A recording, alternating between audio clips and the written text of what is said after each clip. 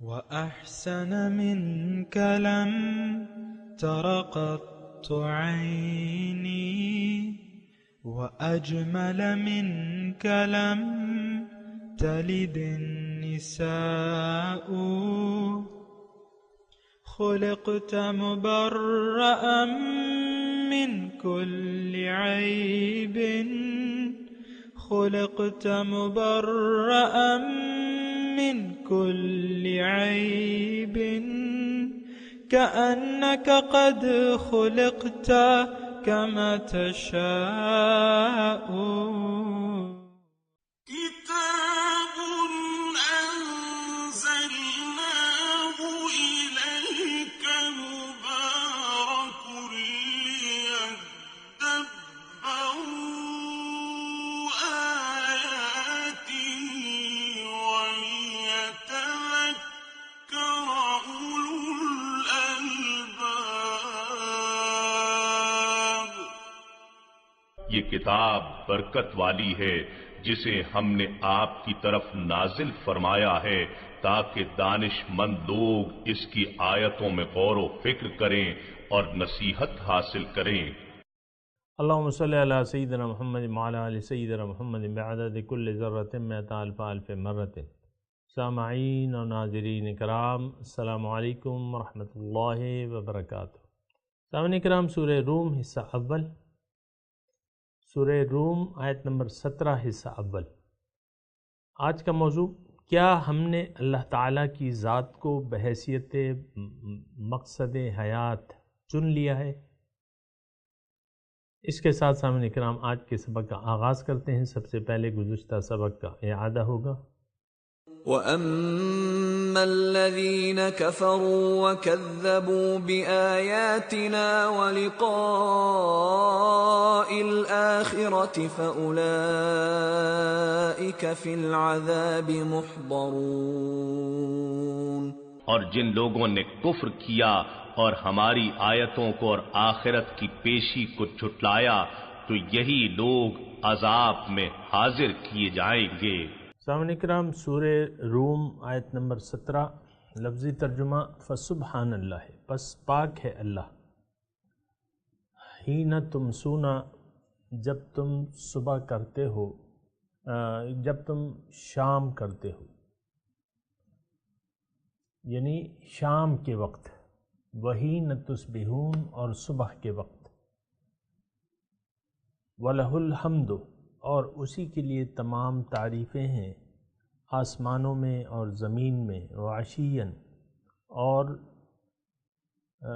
تیسرے پہر رات کے وقت، وحین تظہرون، اور جب تم ظہر کرتے ہو، یخرج الحی من المیت، وہ ذات نکالتی ہے زندہ مردے سے، وَيُخْرِجُ الْمَيِّتَ مِنَ الْحَيِّ، اور نکالتی ہے مردے کو زندہ سے، وَيُحْيِي الْأَرْضَ بَعْدَ مَوْتِهَا، اور وہ زندہ کرتا ہے زمین کو بعد اس کے مرنے کے، وَكَذَلِكَ تُخْرَجُونَ، اسی طرح تم نکالے جاؤ گے۔ سامعین کرام، اگر آپ غور کریں اور آپ کی اگر نظر ہو تو مضمون تمام اس وقت توحید کا ہے اور آخرت کا ہے، اور اگر آپ کی نظر ہو کہ مضامین کیا گزر چکے ہیں تو اس صورت کے شروع میں ہم نے یہ پڑھا تھا کہ یعلمون ظاہرا من الحیات الدنیا، یہ لوگ دنیا کے ظاہر کو تو جانتے ہیں اور باطن سے غافل ہے، یعنی دنیا کے باطن سے یعنی مقصد سے غافل ہیں۔ اور اس کے بعد ہم نے آیت نمبر 8 میں پڑھا تھا کہ ان کثیرا من الناس بلقاء ربہم لکافرون، بہت سے لوگ اللہ کی ملاقات، اپنے رب کی ملاقات سے انکار کرتے ہیں۔ سامعین کرام، آخرت کی یعنی ملاقات، توحید اور رسالت، یہ تین مضامین ہیں جو انسان کی نجات کا باعث بن سکتے ہیں، انسان کی نجات کا ذریعہ بن سکتے ہیں۔ آخرت اس لیے آخرت کو سمجھ لینا اس لیے بھی ضروری ہے کہ اس کا نتیجہ براہ راست یعنی آخرت کو تسلیم کرنے یا اس پر یقین کرنے یا نہ کرنے کا براہ راست نتیجہ ہماری اپنی ذات پہ ہوتا ہے سامعین کرام۔ لیکن اگر آخرت کو ہم تسلیم کر لیں، آخرت کیا ہے؟ عمل کا نتائج، اعمال کے اثرات یا نتائج، اس کو آپ آخرت کہہ سکتے ہیں۔ اگر اس حقیقت کو ہم تسلیم کر لیں تو ہماری جو انداز زندگی ہے وہ بدل جائے گا، اور اگر ہم اس حقیقت کو تسلیم نہیں کریں گے تو پھر انداز زندگی مختلف ہوگا۔ یعنی اگر یقین کر لیں گے تو پھر ہم باطن کے لیے جئیں گے جو کہ ہماری حقیقت ہے، اگر تسلیم نہیں کریں گے تو پھر ہم ظاہر کے لیے جئیں گے جو کہ ایک فریب ہے اور دھوکہ ہے اور عارضی ہے۔ اور آخرت کو تسلیم کرنا اس لیے بھی ضروری ہے کہ اللہ تعالیٰ نے ہمیں با اختیار پیدا کیا ہے، اور ہمارے اندر جو قوتیں ہیں وہ بطور امانتیں ہیں، ہمارے پاس عقل و فکر ہے، سمجھ ہے، تو اس کو تسلیم کرنا اس لیے بھی ضروری ہے کہ اس میں ہماری فلاح ہے اور نجات ہے۔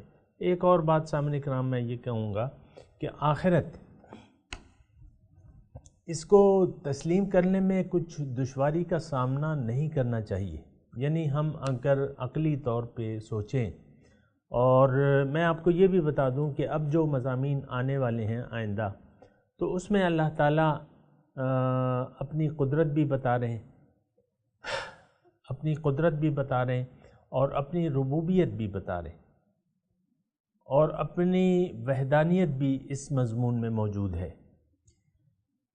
تو دیکھیں، ہر عمل کا ایک رد عمل ہوتا ہے۔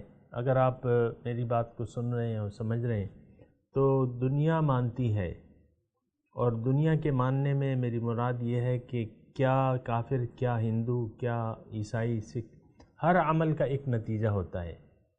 اور یہ ایک مشہور کہاوت ہے، every action has a reaction, science کا ایک مستقل وہ ہے۔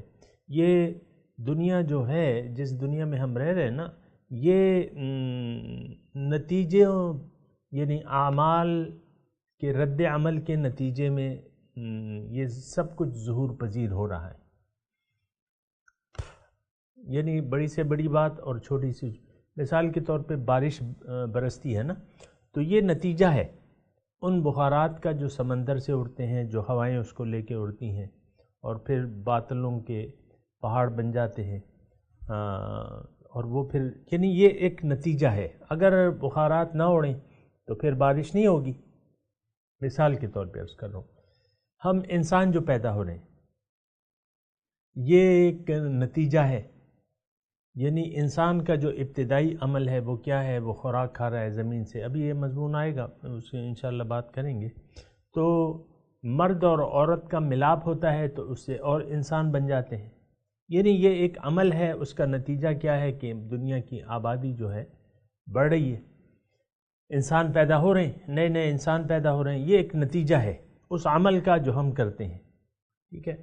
اسی طرح کوئی بھی چیز ہو سامعین کرام، مثال کے طور پہ آپ کے سامنے دیکھیں، ایک چائے کا کپ رکھا ہوا ہے،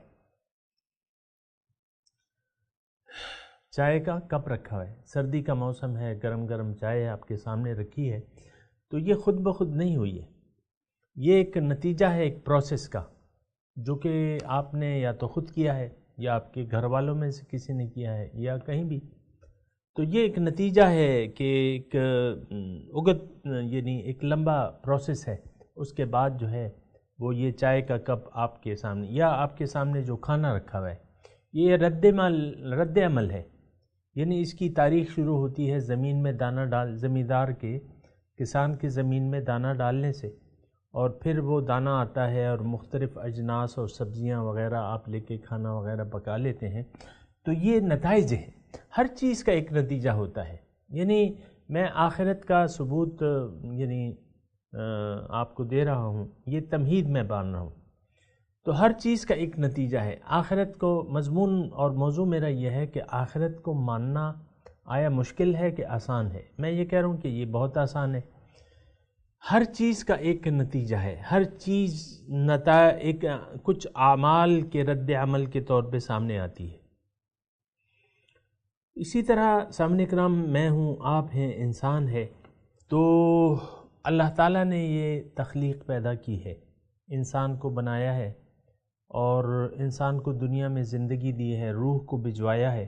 اگرچہ ہم اس کو یعنی اتنا یقین نہیں ہے ہمارا، یعنی ہماری باطن پہ اتنی نظر نہیں ہے، لیکن حقیقت یہ ہے کہ یہ ہمارا اصل جو ہماری روح ہے، اس کو ایک جسم دیا گیا ہے، یہاں دنیا اس کے لیے پیدا کی گئی ہے. یعنی انسان کے لیے اللہ تعالیٰ نے یہ وسیع اور عریض کائنات پیدا کی ہے اور انسان کے فائدے کے لیے یہ مسخر کر دی ہے. اور انسان کو اس میں، انسان جو ہے اس کائنات کا مرکزہ ہے، یعنی اشرف المخلوقات آپ اسے کہتے ہیں نا، کہ تمام مخلوقات سے افضل ہے. تمام کائنات انسان کی خدمت کے لیے پیدا کی گئی ہے اور وہ لگی ہوئی ہے. زمین اپنے خزانے جو ہے اگل رہی ہے، آسمان سے نعمتیں برس رہی ہیں، سورج کی روشنی ہے، اس کی دھوپ ہے، اس کی تمازت ہے، یا آسمان سے بارش آ رہی ہے. یہ ساری چیزیں انسان کے لیے ہیں. زمین اور آسمان سے خزانے جو ہیں وہ اب بھی سامنے کرام آ رہے ہیں اور یہ نعمتیں ہم پہ رب تعالیٰ برسا رہا ہے. اب انسان کا مقصد کیا ہے؟ میں آپ خود سوچیں کہ یہ ایک عمل اللہ تعالیٰ نے کیا ہے تو اس کا کوئی نتیجہ نہیں ہوگا. دیکھیں، انسان کے علاوہ جو مجبور مخلوقات ہیں، جو بھی ہیں زمین پہ، جتنے حیوانات ہیں یا جو بھی ہو رہا ہے، نباتات ہیں، اس کا فائدہ، مقصد ہمیں معلوم ہے اور اس کا نتیجہ بھی ہمیں معلوم ہے. بھیڑ بکریاں ہیں، گائے ہیں، یہ حلال جانور ہیں، اللہ تعالیٰ نے پیدا کیے ہیں ہمارے لیے، اور یہ جب ان کو ہم کھا لیں اس کا مقصد پورا ہو جاتا ہے. تو لیکن انسان جو کہ مجبور نہیں ہے، یہ ایک ایسی مخلوق ہے کہ جس کو اللہ تعالیٰ نے ایک مقصد کے لیے تو پیدا کیا ہے، لیکن اس کو مجبور نہیں کیا، اس کو آزاد چھوڑ دیا ہے، مقصد اسے بتا دیا ہے ہدایت کے ذریعے، پیغمبروں کے ذریعے، اور حق اس کے سامنے واضح ہے، لیکن اس حق کو اختیار کرنے میں اس کو پابند نہیں کیا گیا ہے، مجبور نہیں. اب دیکھنا یہ ہے، یعنی دیکھیں یہ ایک عمل ہے، یہ ایک عمل ہوا ہے، یہ کائنات کا ایک بہت بڑا وسیع و عریض عمل ہے، اور اس میں انسان جو ہے بنیادی حیثیت ہے، انسان کی، میری آپ کی ایک بنیادی حیثیت ہے. اب آپ یہ دیکھیں اس میں اتنی عقل استعمال کرنے کی ضرورت نہیں ہے. آپ یہ دیکھیں کہ اب اس کا کوئی نتیجہ ہوگا کہ نہیں ہوگا. عام طور پہ تو جو زندگی ہم گزار رہے ہیں، کوئی اچھی زندگی گزار رہا ہے، کوئی بری زندگی گزار رہا ہے، لیکن اچھوں کو ان کے اچھے اعمال کا کوئی خاص یعنی نتیجہ نہیں مل رہا، اس کا پھل نہیں مل رہا.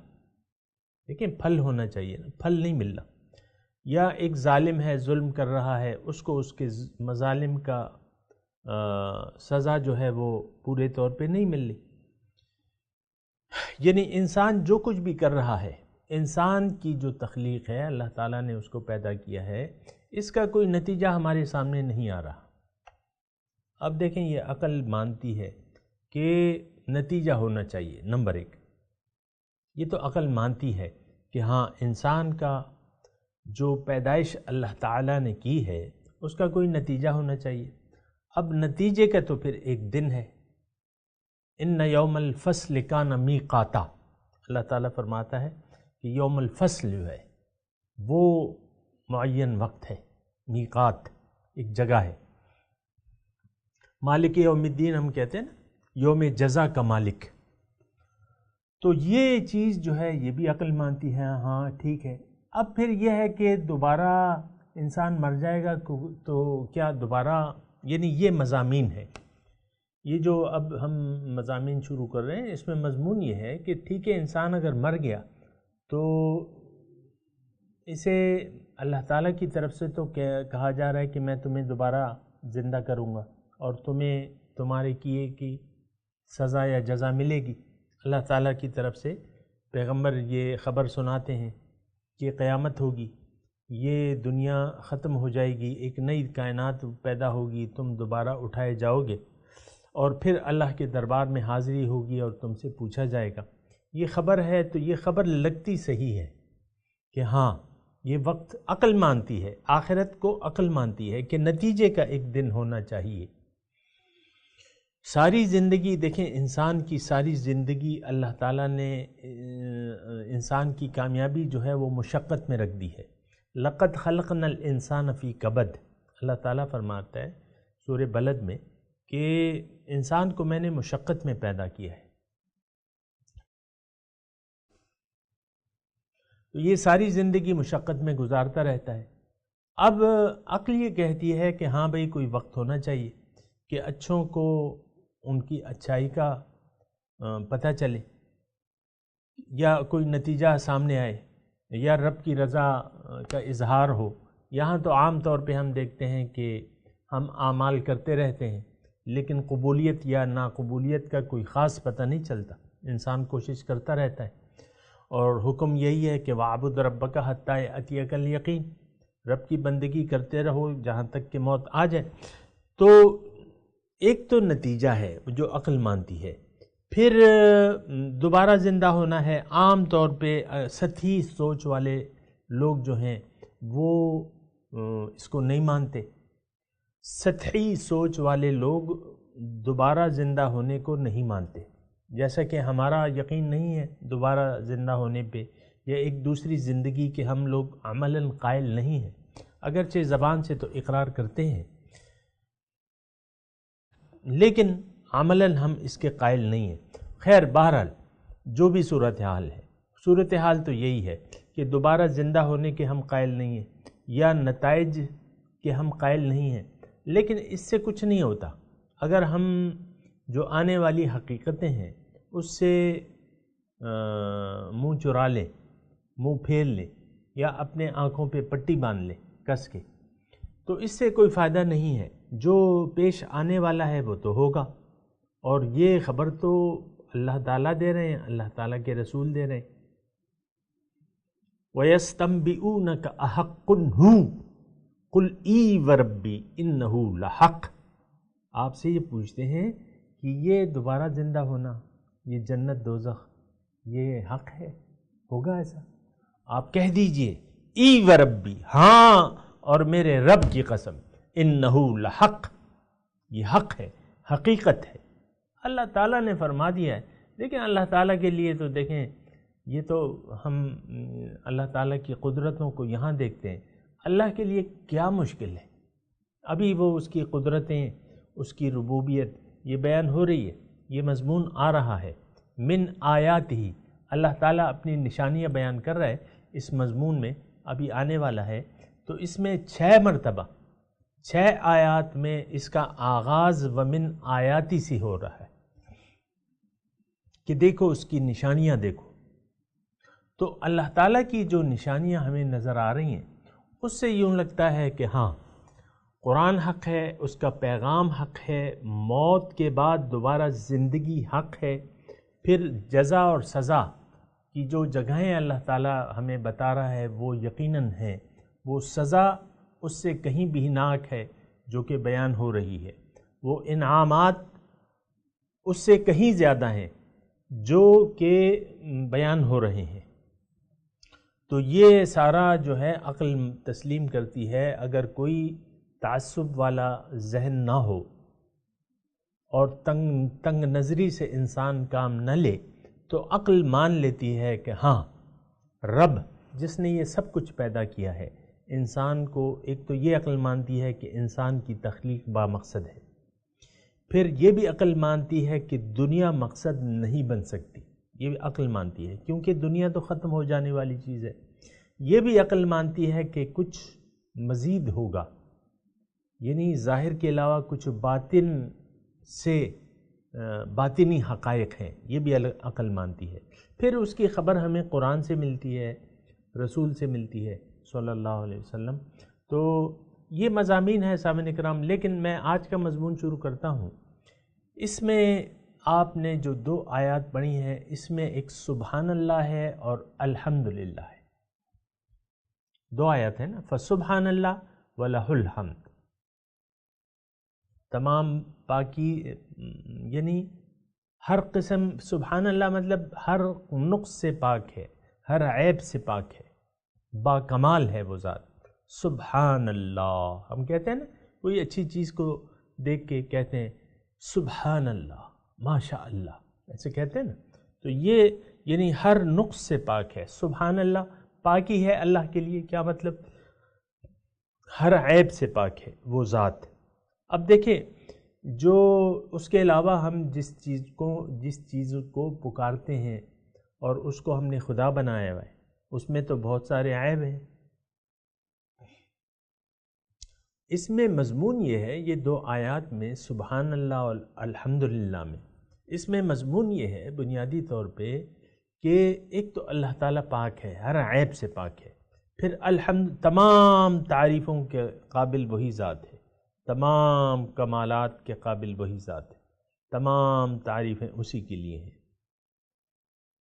اب دیکھیں، جس کے سامنے ہم سر جھکاتے ہیں، اور یقیناً انسان کسی نہ کسی ہستی کے سامنے سر جھکاتا ہے، یہ اس کی فطرت میں ہے، کسی نہ کسی ہستی کے سامنے سر جھکاتا ہے۔ اب فرعون جو ہے، جو اپنے آپ کو رب اعلیٰ کہتا تھا، اس کے بھی معبود تھے، 500 معبود تھے اس کے، سورج دیوتا ان کا بڑا رب تھا، سورج دیوتا کی پوجا کرتے تھے تو وہ بھی سر جھکاتے تھے، ٹھیک ہے۔ تو انسان کی یہ ہے کہ یہ ایک تو زبردست ہستی کے سامنے سر جھکا دیتا ہے، یعنی زبردست ہستی کو تسلیم کر کے اس کے سامنے سر جھکا دیتا ہے، یہ انسان کی فطرت میں ہے۔ جو فائدہ دینے والی ذات ہے، یعنی جو چیزیں ہیں اس کے سامنے سر جھکا دیتا ہے۔ مثال کے طور پہ پیسہ ہے، جو کہ ہم میں سے اکثر لوگ اس کی عبادت کرتے ہیں، یعنی اس کے سامنے سر جھکاتے ہیں، اس کے سامنے جھوٹ بھی بولتے ہیں، سچ بھی بولتے ہیں، اور اس کو حاصل کرنے کے لیے اس کو ایک نفع آور چیز سمجھتے ہیں، سونا چاندی وغیرہ۔ یہ تو اس میں ہم کچھ کمال دیکھتے ہیں، قاضی الحاجات یہ ہے، مشکل کشا ہمارے خیال میں یہ ہے، رفیع الدرجات یہ ہے، یعنی ہم زبان سے تو نہیں کہتے لیکن سمجھتے ہیں ایسا کہ یہ رفیع الدرجات ہے، اس سے معاشرے میں تمہاری بڑائی ہوگی، مشکل کشا ہے، تمہاری حاجات اس سے رفع ہوں، قاضی الحاجات ہے، مشکل کشا ہے، تمہاری حاجتیں پوری ہوں گی۔ تو پھر پیسے کے بت کی ہم عملاً عبادت کرتے ہیں۔ آپ دیکھیں، پیسہ ہی آج جو بتوں میں سے اور بھی بت ہیں، لیکن یہ پیسہ جو ہے یہ بھی ایک بت ہے، بڑا بت ہے۔ جیسے کہ حضور صلی اللہ علیہ وسلم نے فرمایا نا کہ ہر امت کے لیے فتنہ ہے، اور میری امت کا فتنہ جو ہے وہ مال ہے۔ وَتُحِبُّونَ الْمَالَ حُبًّا جَمًّا، اللہ تعالیٰ فرماتا ہے کہ تم مال سے بہت محبت کرتے ہو۔ پھر وَإِنَّهُ لِحُبِّ الْخَيْرِ لَشَدِيدٌ، خیر کی طلب میں یہ بہت شدت سے کام لیتا ہے۔ تو یہ ساری چیزیں ہیں سامنے کرام، یعنی جو چیز فائدہ دینے والی نظر آتی ہے ہم اس کے سامنے سر جھکا دیتے ہیں۔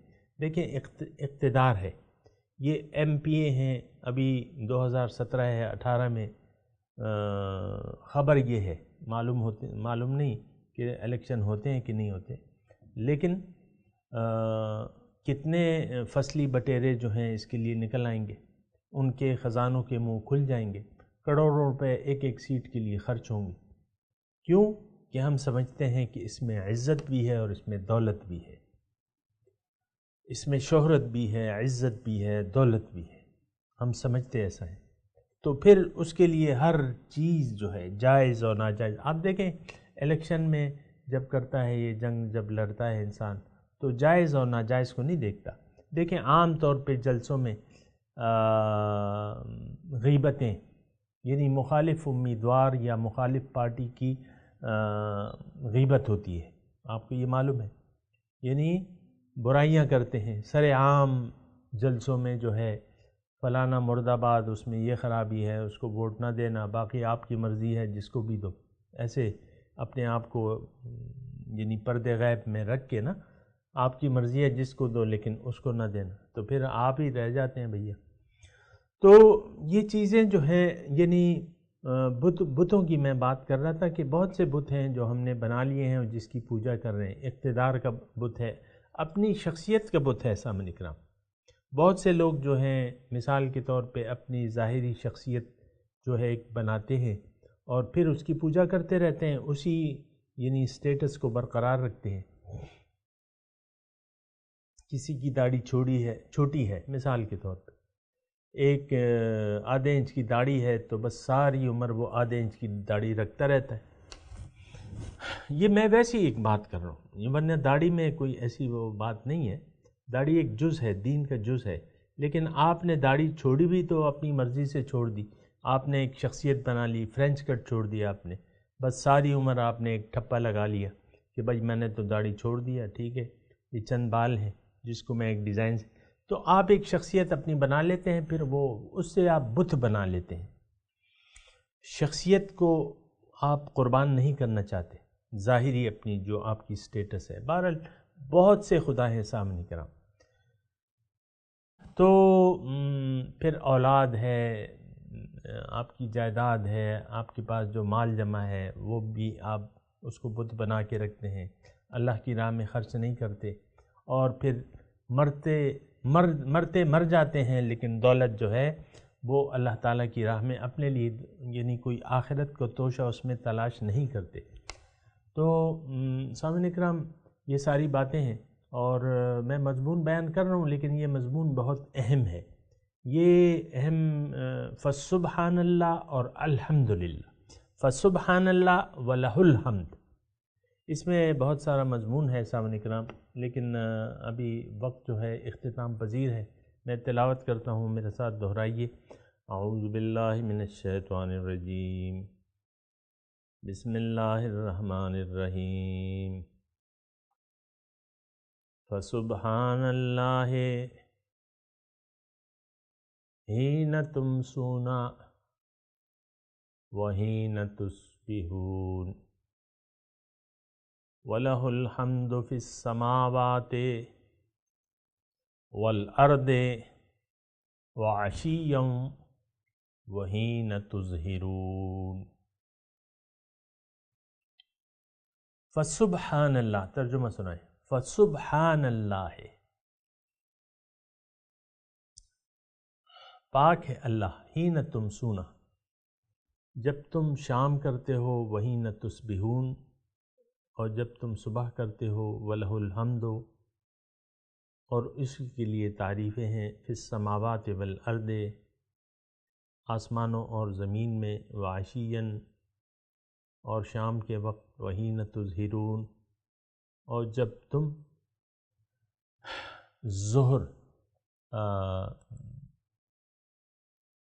ظہر کرتے ہو، یعنی ظہر کے وقت۔ سامعین اکرام اب ان آیات کی تلاوت اور ترجمہ سنتے ہیں۔ فسبحان اللہ حین تمسون وحین تصبحون۔ So glorify God when you retire at night and when you rise in the morning. وَلَهُ الْحَمْدُ فِي السَّمَاوَاتِ وَالْأَرْضِ وَعَشِيًّا وَحِينَ تُظْهِرُونَ۔ His is the praise in the heavens and on earth, and in the evening, and when you reach midday. سامعین اکرام اس کے ساتھ ہی آج کے درس کا وقت اختتام کو پہنچا۔